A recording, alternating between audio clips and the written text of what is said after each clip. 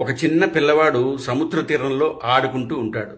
అప్పుడే ఒక పెద్ద అల వచ్చి అతని చెప్పుల్ని లాక్కెళ్తుంది. ఆవేశంతో ఆ పిల్లవాడు ఇసుకలో ఇలా రాస్తాడు, సముద్రం ఒక దొంగ అని. కొద్దిసేపటికి ఒక మత్స్యకారుడు వచ్చి బోల్డన్ని చేపలు పట్టుకుని ఆనందంతో ఇలా రాస్తాడు, సముద్రుడు గొప్ప దాత అని.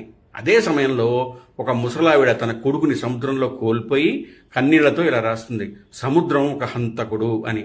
మరో వ్యక్తి అదే తీరంలో నడుస్తూ ఉంటే ఒక ముత్యం దొరుకుతుంది. ఆ ముత్యం దొరికిందన్న సంతోషంతో సముద్రునికి దానగుణం ఎక్కువ అని. ఇలా ఒక్కో మనిషి తన అనుభవం ప్రకారం సముద్రాన్ని తీర్పు చెప్పుకుంటూ ఉంటారు. కానీ కొద్దిసేపటికి ఒక పెద్ద అల వచ్చి అక్కడ రాసిన ఆ మాటలన్నీ తుడిచేసి వెళ్ళిపోతుంది. దీని అర్థం ఏమిటి? సముద్రం ఏమీ మారలేదు, మారింది మనుషుల అభిప్రాయాలు మాత్రమే. ఎవరు నిన్ను పొగిడినా, ఎవరు నిన్ను తిట్టినా నీ విలువ మారదు. అందుకే సముద్రంలా ఉండటం నేర్చుకో. లోకులు కాకులు